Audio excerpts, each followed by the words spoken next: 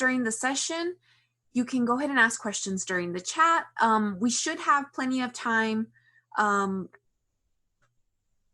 before 3:30. We've allotted an hour. We should have plenty of time, and we can go over any specific questions that you have during that time, or you can ask your questions live in the chat, and then someone will be ready to answer those for you. So I'm going to go ahead and get started. I'm going to kind of assume that everybody's fairly new to assignments. And so we're going to go a lot through some basic settings. And then I'm also going to tell you about some other settings. We may not have time to cover it all, but just know that we're all here to help you. So if you have questions or you're intrigued by one of the settings, just let us know and we can definitely have a one-on-one and walk you through that. And so let's go ahead and get started. So today we're going to talk about how to create and edit assignments. We're also going to go through what it looks like for your students, and then we're also going to review an assignment and we're going to grade it, and then we're also going to show you how you can grade offline. So if you have students turn in files in your course and maybe you're going out of town, we're going to show you how you can download all that, print it, and then enter in grades manually afterward. And so one of the things to understand about assignments is how are they beneficial? So I think a lot of people maybe think, well, the assignment tool is only for online courses, but this is also good for face-to-face courses, hybrid, online. It's applicable to all the formats, and it's great because it can help get you organized. So what typically happens is maybe you have a face-to-face course and you have all your students turn in a paper or a worksheet, and then sometimes it's easy to misplace those worksheets or you accidentally lose one. But what's great about the assignment tool is that you can create a space within WT class where students upload their files and it's all housed in there. So it's hard to lose all of that. And so you don't have to be worrying about keeping track of that. So that's one benefit. Another benefit is that you can kind of change up how you assess your students. I know there's lots of concerns about maybe if you just do assessments like a test, a multiple choice test, there's a lot of potential for academic dishonesty there. Somebody may start cheating or they may start sharing exams. So if you have concerns like that, you may want to think about using the assignment tool. And this really opens up what type of knowledge that will be assessed on your students. It becomes less of what do they know and more of what can they do? What have they learned with all the information I've presented them? Now what can they do and what can they show me that they can do now? So you can go beyond just remembering or simple understanding to more higher level analyzing. You'll get higher in the Bloom's taxonomy. And so your assignments allow you to have students upload documents, PowerPoint files. So you can really create unique projects that are going to have your students get more into those higher levels, get into analyzing, evaluating, and creating something to turn in versus click, multiple choice exams. So those are some great benefits to the assignments. And I'm just going to go ahead and change screens here. And so here is WT class. Now what we're talking about here is the assignment. This is a sample assignment. You can tell it's an assignment because of this icon here. It's got the pencil and the ruler. If you notice, everything else has different icons. So this is just something, I know that was helpful for me because if I needed to go edit an assignment, I could kind of use that icon as a visual cue to know, okay, what am I editing now? What is this? And so this is what an assignment looks like. Here we have the title. I've attached instructions. I've attached an example. It's always good to provide a ton of details and possibly an example. This is going to go a long way for students. That way they're not turning in low quality assignments and they're not bombarding you with questions because you've answered them all within the assignment already. And then so here we have additional instructions, and I'm going to show you how you can create your own assignment. And I just wanted to show you kind of what that looks like so we know what the end product is going to be. And so the way you start off is always make sure your edit mode is on. If it's off, you're going to lose this action bar here. That goes away and you can't add anything. So once we make sure that's on, then you can get to all the options where you add stuff within your course. And so we're going to go over to the action bar here, and we're going to select the second option that says assessments. So under assessments, we want to create an assignment. Now don't get confused with the Turnitin assignment. There is a way you can create a Turnitin Dropbox, which runs papers through plagiarism, through a plagiarism detector, and it gives you a report. So we're not going to go through that today. If you're interested in that, let us know and we can definitely tell you more about that. But we're going to stick with the basic assignment that is built into WT Class. There also is an option for plagiarism detection in this, and we're going to talk about that. So when we're ready to create an assignment, we'll just click that third option. Actually, I want to create my assignment as a Unit 1 assignment. So you want to go to whatever place in the course that you want to place the assignment in. So I'm going to get a little more specific. I'll create my assignment in this Unit 1 folder. And so here, if you wanted to create a super fast assignment, you could just title it, scroll down, enter in the points possible. How many points is it worth? 100 points, hopefully. And then you could just hit submit. And that's it. You could create a fast assignment. Maybe you have a face-to-face course and you're going to give students details in your class. That's all you would need to put in there and it would be available. But I think you probably want more details. So let's kind of go through this. I'm going to call this Unit 1 assignment. And then you can also change the color of your assignment link. We'll just make it green and hit apply. And then here in this section, you may want to add some instructions. Now, just note that anything you put in this box, it's going to be contained right below that icon I showed you or right beside it. And so if you put a ton of information on that, it may take up a lot of screen space. And that's not very user friendly to people on tablets or mobile. So just kind of keep in mind that depending on how long you make this, students are going to have to scroll through that. So you may just want to put some basic guidelines in here and then maybe use the attachment file here. And I'll get to that in just a second. But you might want to put something like, please read the attached instructions and example carefully. Submit your assignment file to this Dropbox no later than, and you can tell them the time and date. And you might want to specify that it's for Central Time, and then let them know to attach the correct file and click submit so their submission gets marked for grading.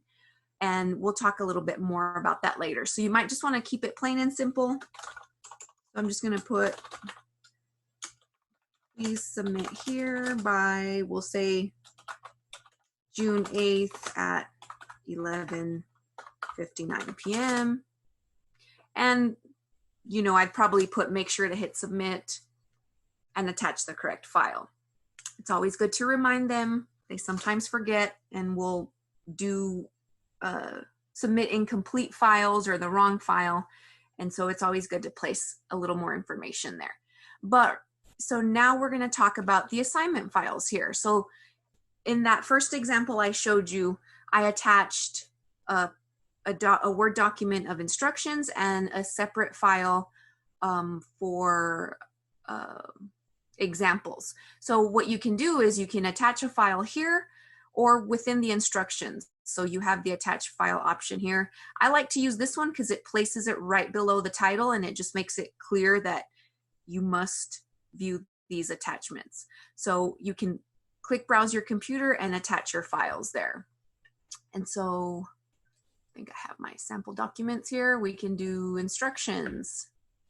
And you can add several files if you had a lot of information for them to cover. Articles, you can upload all of that there. And if you need to, you can also change the names within here, and you can mark do not attach for these as well if you maybe attached the wrong file. So I'm going to say don't attach that, but at least we have some instructions there. And then here on the next section, here's where you can put your due date. Some faculty don't like to put in due dates because then they have to update them every semester, but it's kind of a good thing to put in because if you can actually have your assignments marked late. So Blackboard, if you put in a date here and it comes in after a specific date and time, then Blackboard will let you know, hey, this came in late, and then you can decide, do I want to take points off, or do I really care if it's late or not? But that can give you a visual cue if something was turned in late and when it's time to grade. This is also good to put in a due date because students using the Blackboard app, they love using the app because any due dates that you put in here specifically or on your tests or on discussion boards, they get a notification on their phone, and students love that. So if you have time and you don't mind updating these dates every semester, I highly recommend that you place a due date there. And so the way you would do that, you would just click the check mark. It'll automatically put today's date and time, but of course you can use the calendar wizard to select a date in the future. And if you're familiar with times in Blackboard, if you want for students to be able to have until the very end of the day, just scroll all the way down and click end of day, and that gives them till 11:59 p.m. on this day. And that way they don't get confused with 12 a.m. Well, does that mean it's on the 27th, or does that mean it's on the 28th? So we highly recommend that you use the end of day if you're going to give them right up until midnight. And then so once you enter in your due date, you can also go into your grading section. So this part is super important. So this is one of the sections, if you were to hit submit right now, it would say it can't create this assignment for you because you did not assign points possible. So here you're going to assign how many points are available for this assignment.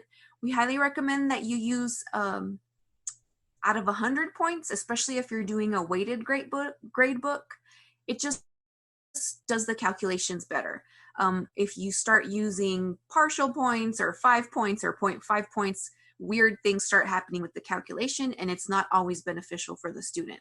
So try and use 100 points possible if you're using weighting. If you're a points person and you're just adding a total of 500 or 1,000 points every semester, then it really won't matter how many points you put on there.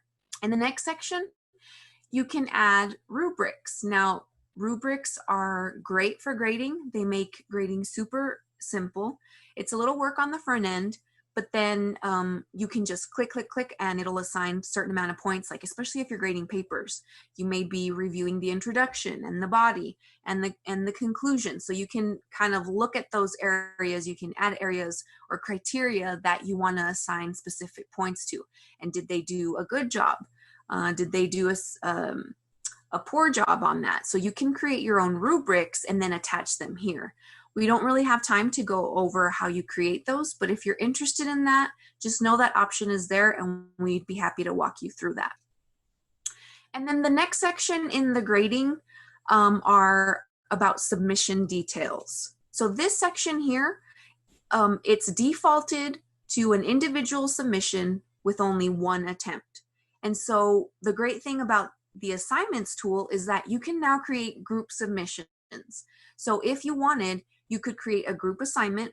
If there's 5 students in every group, you can set up this Dropbox and one student can submit for everybody in the group. And the great thing about that is now when it's time for you to grade, you're not having to grade 5 different papers. You can put all of your feedback into the one submission, and then everybody in the group has access to that feedback. So that's a really cool feature if you decide to do group work. If you need help with that and setting all of that up, or you have questions about how it works once it comes to grading and maybe putting people into groups and assigning groups, just let us know and we'd be happy to go over that with you as well. And then next, here's the number of attempts. So whether you're doing an individual or group submission, how many attempts do you want them to get? It defaults to 1, and what that means is that they only get 1 shot. They can upload 1 file and hit submit, and that's it. Well, sometimes this becomes a little problematic because sometimes students are in a rush, or if you're like me, you look at your paper and you proofread it, it looks great, and you hit upload, and then you go and double check, and then you find this glaring typo. And then, so if you only have 1 submission, 1 single attempt assigned, then you can't go back and correct the file or upload the correct file. And so this is one of the settings that you may want to adjust. So what you can do is select multiple attempts or unlimited attempts.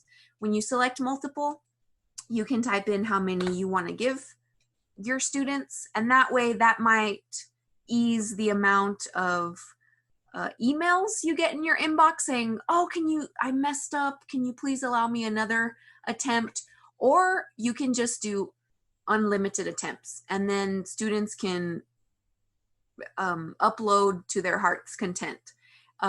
So it's just up to you, but either one of these, when you select these, then you get this new option, score attempts using. Because you're dealing with multiple submissions now, you have the option to either keep the last graded attempt, the highest grade, lowest grade, first graded attempt, or average grade of attempts. And so this is helpful if maybe you're doing one Dropbox for like a paper, and maybe you want them to submit a draft. And then maybe you're grading their draft, and then you're going to grade their final, and you want to average the two. Or maybe you're allowing students to make an additional submission or 2 because you're going to allow them to make corrections and improve. Well, then you might want to keep the highest grade if you're allowing more than 1 attempt. I don't know why you'd want to keep the lowest grade, but that option is there as well. And so it defaults to last graded attempt. So it'll just show the last file that was uploaded.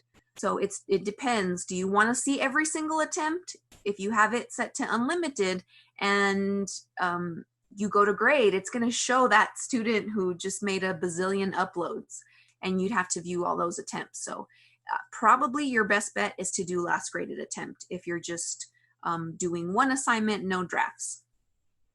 And then the next tool here is going to be really helpful, especially if you're doing papers.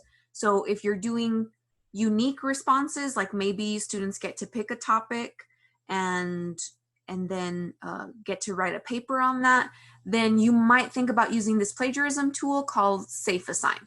And so if you want Safe Assign on, you can check that box. And what that does is once a student uploads their paper, it'll check through other sources. It'll check through any other papers that have been submitted into the Safe Assign database, and it'll check through some online sources as well. So it's super helpful for students because you can opt for them.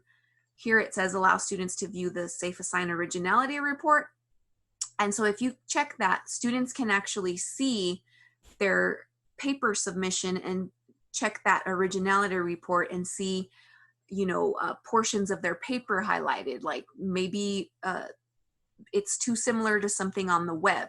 And so it's nice for students to have that. It allows you to make sure that they're not plagiarizing, or it allows you to kind of address that beforehand.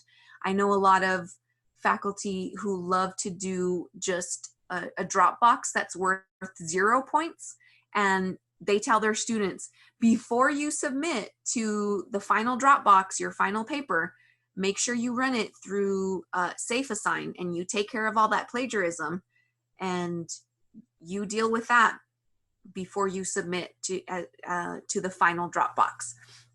And so if you're doing drafts, you may not want to check this, you may want to check this last box. So here it says if you want to exclude submissions from the databases. And so if you're doing a draft and maybe you're allowing 2 attempts, submit your draft here and then submit your final later. You may want to exclude that first submission so that it's not in the database. Because if you have students upload a draft and you include it in the database, then when they submit their final, it's going to flag it at 100%. So if you're doing a draft, you may want to exclude it and then create a separate Dropbox where they can upload the final and then actually include those papers. And the great thing about this database is that whatever's uploaded here for whatever classes in the entire institution, they all get placed in here. So that way people can't recycle papers, or people can't say, oh, well, I did this paper one semester and you can try it this semester. So that's a great tool, especially if you're using, if you're having essays. Now, this doesn't work that great if you're just maybe if students are writing up summaries, or you're asking them a specific question and everybody's going to have similar answers, or like about a process and everybody's going to be using the same textbook or the same article, because then it's going to pick up a lot of those same phrases and it'll flag them. So again, this is more for unique papers if you have students select their topics or specific essay questions and things like that. And then next here in our, whoops, I'm just going to put unlimited attempts there. And then so our next section are some grading options. So you don't necessarily need to do anything here. There is anonymous grading, and then there is delegated grading. So if you had several TAs and you wanted to assign specific grading groups to specific TAs, you could do that here. You can also grade anonymously, but I'll show you how to do that once we talk about grading. And then let's talk about display of grades. And so here, you may not want to make any changes to this section. I know there's a ton of options here, but just know that here's where you can change how the grade displays. So let's say if it's out of 100 points, do you want them to see the score that you type in, or a percentage of the score, the percentage format of the score? It just depends on how you want students to see that. Also note that there is a secondary display, so you can already set that. Like maybe you're doing out of a certain amount of points and you don't know what the percentage is, like if it's worth 50 points and they got a 35, what is that in terms of a percentage? Is that an 80%, or it's definitely not 100%? So you can set that for yourself, and just know that the secondary display is only visible to you in the gradebook. The primary one is visible to the students. And then here, it's automatically default to include this assignment in the Grading Center calculations. So this is going to create a column in the gradebook, and it's going to factor into whatever calculations you have set up for your grades. So that's defaulted. If you create a Dropbox for, say, plagiarism tools, then you might not want to include that there, but just know that this option is there, and you should probably keep it as the default, because if you're creating an assignment, you're probably going to use it for a grade. And then here's another option that you may want to change. Do you want to show that to your students? Some faculty don't want their students to see. You may want to wait until you've graded everybody's papers. So that option is there, but it's automatically, as a default, made available to them. And then last but not least, this one, it's not checked. You can actually, for all of the assignments, students can go to the My Grade section, and it'll show them, okay, how did I do in comparison to the rest of the class? And so if it were me, I probably wouldn't have that checked, because do you really want to answer those tough questions? Why am I doing worse than everybody else in the class? But if you want students to see that, or maybe you're in a specific program and they need to step it up, you may want to click on that, and they'll be able to see that in their My Grades. And then last but not least, when you're creating an assignment, probably this is one of the most important sections, because I know a lot of faculty that kind of, this is what we see the most problems with. Sometimes we'll get calls at the help desk and students say, I'm supposed to turn in my assignment, but I can't find the Dropbox. And so typically what's happened is the availability is not set correctly, or someone has unchecked the default on make the assignment available. So this is one of the defaults you probably should not uncheck, which is here, make the assignment available. So when you keep that checked, that ensures that the student's going to be able to access it. regardless of the availability dates. So we always want to keep that checked. And I know some faculty panic, but I don't want them to see my assignment just yet. And that's okay. We still need to keep this default on, keep that checked. And then here is where you can actually limit your availability. So if you want this to display after a certain date, you can check that there. If you want it to display until a certain date, you can check that there as well. And so let's say I want this to display after summer classes start in June. We'll give them a week to do this assignment, and we want that due at the end of the day. Or maybe, and then maybe, actually, classes start on the 1st. So we'll display that on the 1st day of class, and then they'll have a week until the 8th to complete that. So if I were to uncheck this box, then no matter what happens here, this assignment will never be available to students. So always make sure that's checked, and just know that if you don't want them to see it right then and there, you have the control in the availability here.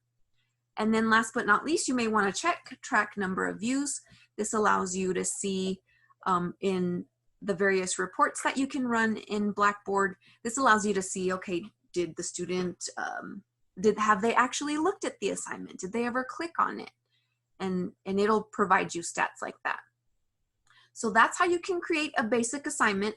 Now, always make sure to hit submit. If I move away from this page or hit cancel, it will not save any of this. So just like for students, always tell them to hit submit. And then anytime you create your Dropbox, it places it at the very end. So if you have a ton of folders or a ton of items and you hit submit and you go to your page and you're like, where's my Dropbox? Well, it's probably at the very bottom. And so I'm gonna go ahead, and you can always move your items up or down. And so here is my Dropbox. Right now it tells me it's hidden from students, but it's gonna be available after June 1st, 11:59 p.m. And so there's those instructions that we attached, and there's my instructions that I provided there. So that's what that looks like. Now I'm gonna go back to my lessons area, and I'm gonna use this introduction assignment. Dropbox. So now let's go ahead and look at the student preview, and that way you know what it looks like on the student end and what it looks like when they're ready to submit. And now you can do this with any of your assignments. When you go into that preview mode, you'll only see what's available to your students. So one example I want to show you, we created that Unit 1 assignment here in this folder, but it's not there because we told the assignments tool that we don't want that to open until the 8th. So in preview mode, if you want to make sure that something's not available, you can double check that. So instead, I'm going to actually go into a Dropbox that is open. So here's this introductory assignment. I'm a student. I've been asked to complete this assignment, and the way I can do that is just click on the title.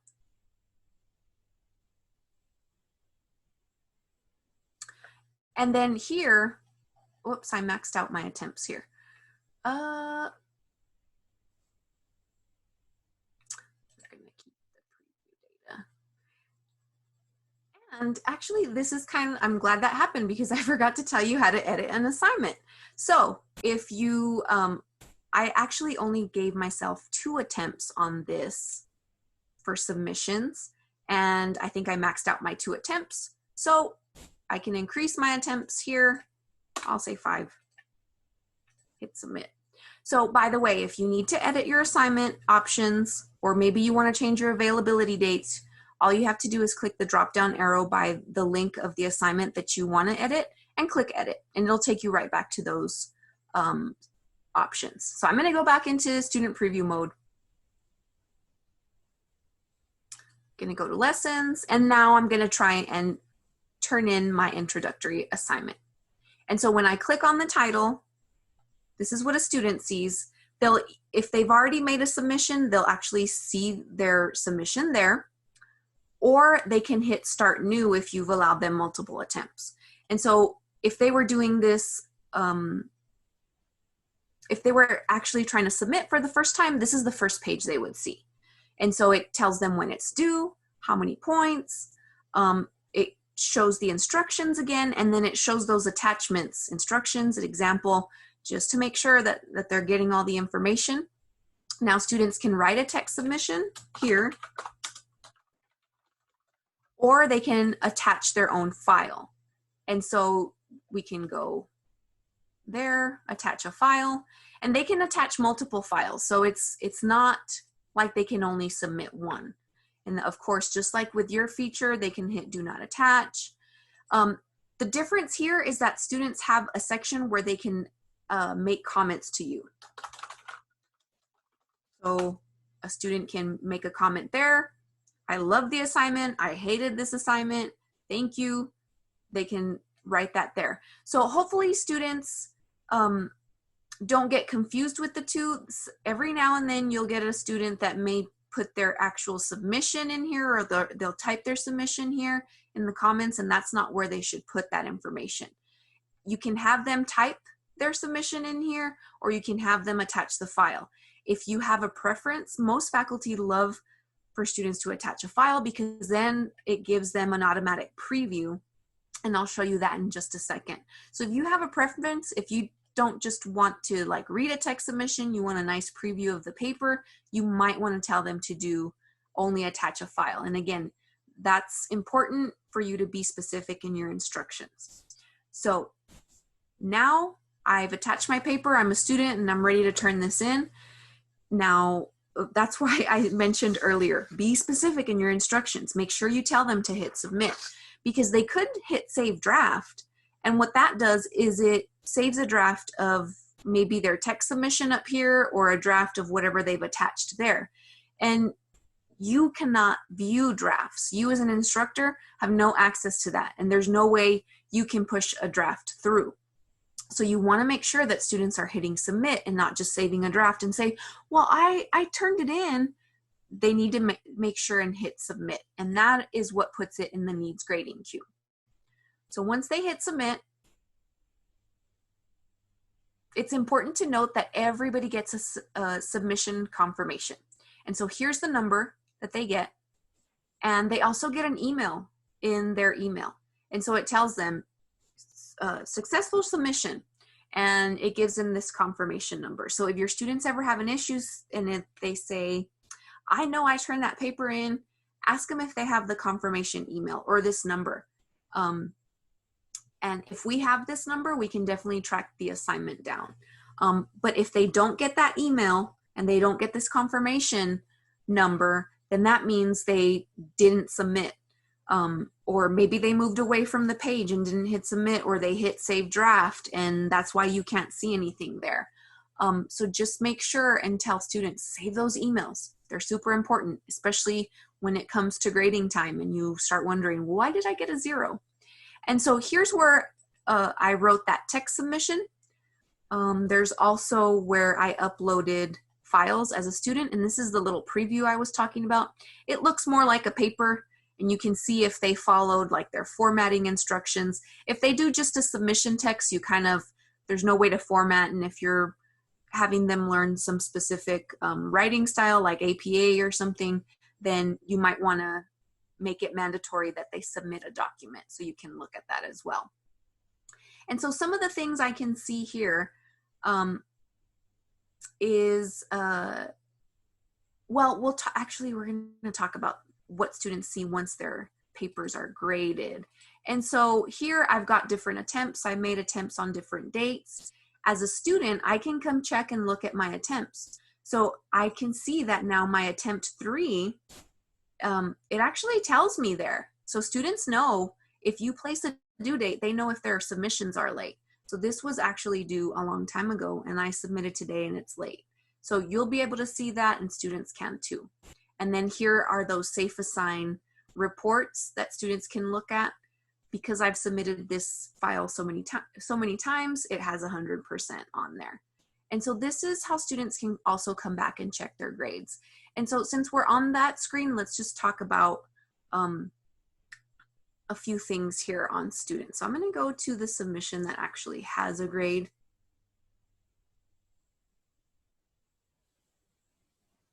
And so here, you actually have the ability to make marks on papers and put in comments. And then students can actually come and see these, all of this feedback that you provide for them. So here is a comment, the student name, that's the preview user, that's me, but that's where they put the comment when they submitted. And then this is the feedback from the professor. And so if the student wanted, they could start a new upload or do another submission, but they can definitely come and look at their grades here. And they can look at their different attempts and make sure that, have I submitted the correct one? Has it been graded? Do I need to contact my professor? Do we need to talk about our Safe Assign report because it's 100% match here? And so just know that this is all that students can see. So they're gonna see the feedback to learner, and we're gonna talk about grading next. And so I'm gonna exit the preview, but I'm gonna keep my preview user data. And so if you use this feature to test out what your assignments look like, or if you wanna kind of test and grade one of the papers to get used to those features, make sure and click keep your preview user data, because that adds your preview user to the gradebook. And so now let's talk about grading. And so to start grading these, you want to probably make sure there's always students that turn in early, so you can start grading before the items are late, but you might want to keep those due dates in mind and not start entering zeros before the due date. So if somebody turns in early or it's ready to start grading because the due date has passed, there's two ways to do that. You can click on Needs Grading under the Grade Center. So you have two options there. When you click Needs Grading, you'll see everything in the course that has been turned in. And so you can use these filters up here to filter by assignments or discussion boards, tests, if you have tests that aren't auto-graded. So you can filter all that there. You can filter by date. But for the most part, you'll see your assignments and your students' assignments that have been turned in here. And so what you might want to do is, if you're like me, you probably don't want to jump around. You don't want to grade the unit 1 assignment and then go and then grade unit 2 because you're dealing with different answer choices. So what I like to do is you can either click on the user attempt here, or you can click on the drop-down menu of the item name, so the assignment. You can click grade all users or grade with users name hidden. So there's that anonymous grading. You can click either of those options, or you can just click on the actual attempt.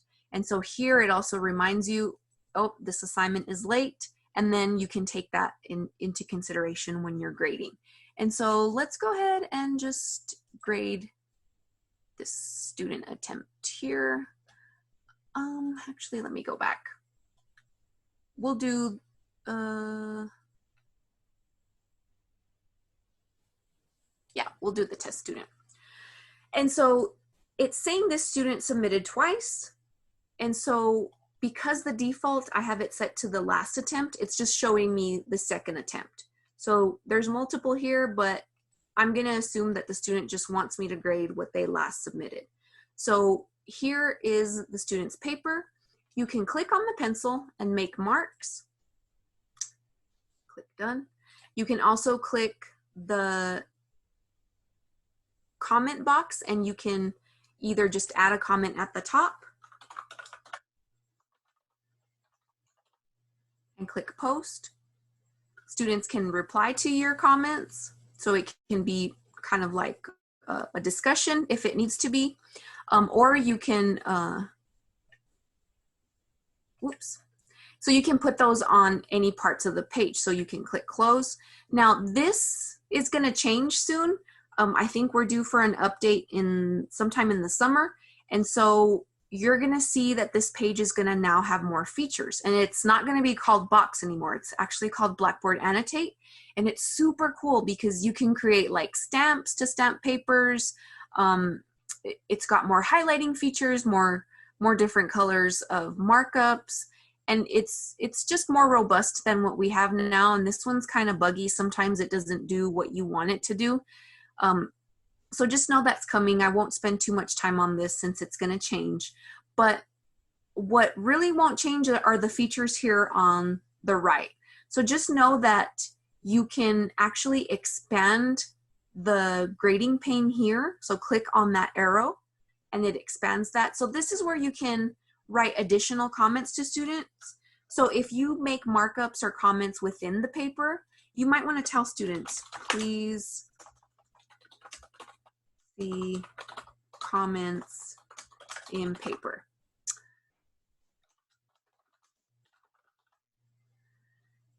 And also, you can attach papers. So if you have a specific rubric that you maybe you mark up by hand, you can attach a file there. You can actually look at the editor. You can bring up the text editor. And the great thing about this feature here is that you can provide audio feedback to students. So you can insert a recording and you can either just do audio or you can also do your webcam. So that's a really great way to make your courses more engaging. Who doesn't love feedback? Who doesn't want to see their professor give them tips on how to improve or have their professor compliment their paper? So that's a really great feature. And it also kind of simplifies the grading process for you. You may just want to give a quick comment and maybe you don't want to type anything in there. So just know that that is available. It works best in Chrome. I never got it to work in Firefox. I've heard other people say that they can get it to work in there, but it works best in Chrome. So we just want to make sure everybody knows about that feature. In addition to that, you can add personal notes. So here where it says feedback to learner, this is what the students see. If maybe you detected some plagiarism or maybe there's some type of issue and you want to make a note, you can make a note and it attaches that to the grade book there. And then you can you can actually download the submission if you wanted to, but it's going to give you a preview there. And so you'll only see previews for certain types of submissions. You won't see them for everything, but just know that, you know, your basic Word documents, PowerPoints, all of that, usually it's going to give you a preview here. But if they submit something that is not a supported format, you may not see it here. We get a lot of questions on that sometimes. So if you don't see a preview, you might want to try and download it here and open it up. If that doesn't work, then you can just let us know and it's probably not a supported file type. And so you can put your comments, mark up the paper, add grading notes if you need to, and then here is where in this box that you can actually click on, you can place a grade in there. If you try and click and type something in here, that's for the grade book, so it's not going to let you edit that. But if you place your number in there, you can, and you're okay with your comments and whatever you've written there, now you can hit submit. And then just like I showed you with earlier, students are going to see that in their My Grades area. And then so what happened here is, since I graded that first attempt by the test student, now it's giving me the next assignment for the next person. And then I can just move through that. And then once I hit submit, I enter a grade for that. Then it just gives me all of the introductory assignments. So that's why I like grading by category. And then just selecting that one assignment. That way I'm in the same frame of mind. And if I'm looking for specific answers, I'm not having to switch gears between unit 1 and 2. I'm just going to grade all of the introductory assignments now. And then next I'll grade unit 1 and so on and so forth. And so until you enter grades for everybody, then I don't think I had very many. So we'll just hit submit.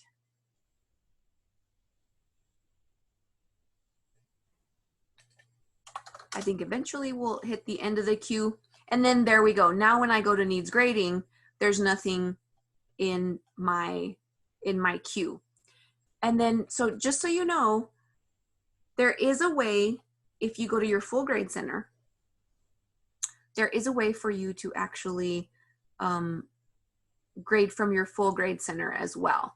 And so here, is that introductory assignment that I just assigned grades for. If I wanted to grade this from the full grade center and not go to needs grading, you could also do that here. So you can actually do grade attempts, and then it would bring up all of the attempts for that assignment, kind of like we just did now.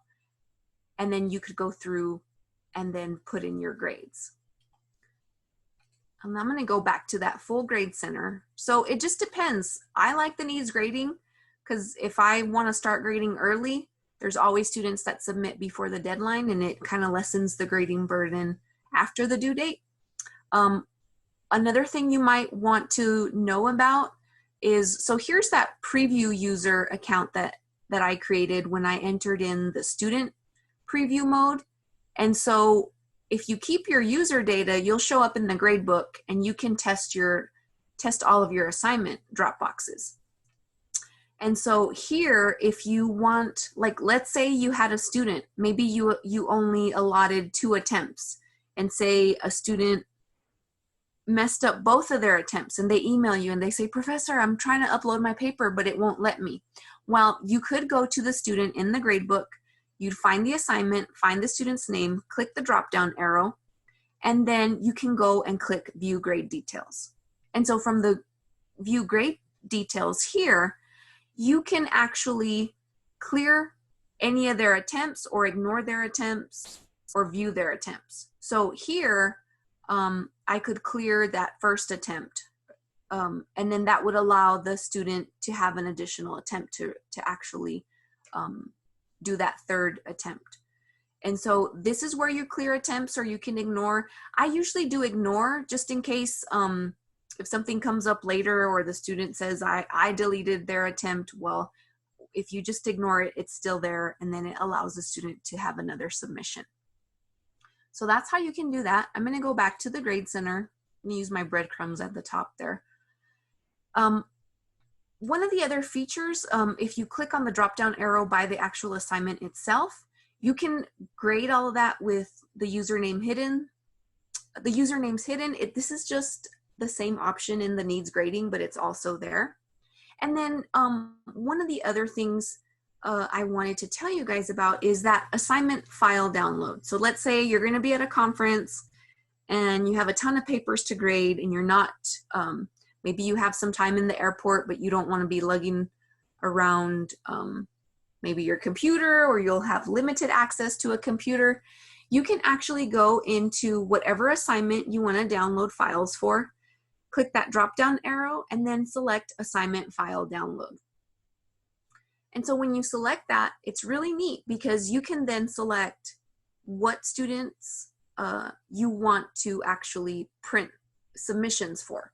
So for this, I'm going to say, you know what, I want to download everybody's submissions, even though I've already graded them. But let's say I hadn't graded them.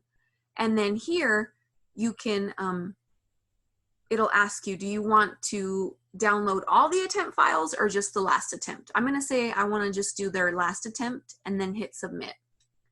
And so this is how you can download all of those papers at once. So now it says that the assignments have been packaged. You can click the Download Assignments Now link. You can save that file.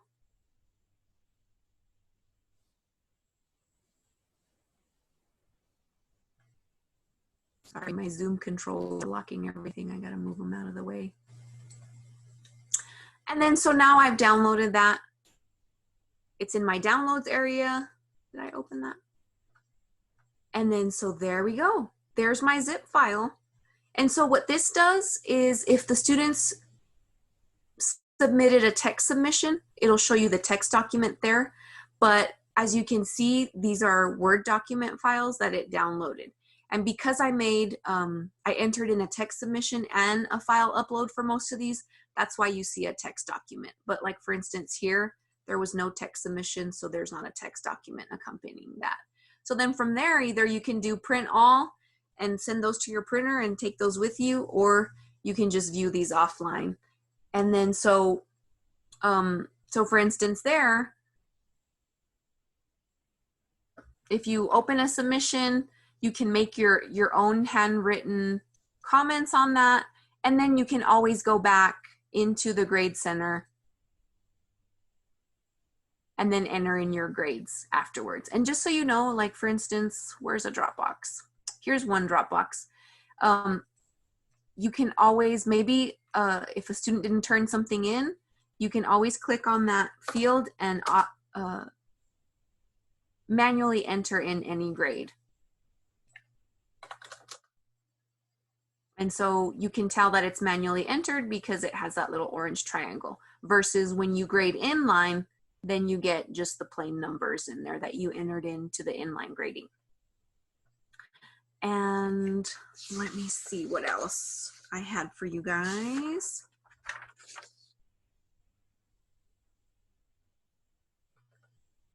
Let me go back here. So, by now we went over how to create and edit assignments. I showed you how to review things and grade assignment submissions. And we also went over how to download assignments and add grades to the Grade Center manually. Let me tell you guys about our future trainings. Well, first, here is our information if you need to get a hold of us. If I mentioned some features that maybe weren't clear, or if I kind of flew by some features and you want to know more about them, feel free to contact us and we'll be happy to set up a one-on-one for you guys. In addition, I want to remind everybody that we have upcoming trainings on tests and discussions and video tools. So tomorrow's our last day on those trainings for now. If you're interested in recordings for moving from remote teaching to teaching online courses, or our presentation on the online course templates, please let us know and we'd be happy to share those for you. I know we'll be scheduling more trainings for the rest of the summer. So if you enjoyed these trainings or you found them helpful, or maybe you want a refresher later on, just know that we'll be offering additional trainings. Or please let your colleagues know about these trainings as well if you know somebody who would benefit from them. Did you guys have any questions about any of this that I could answer here for you?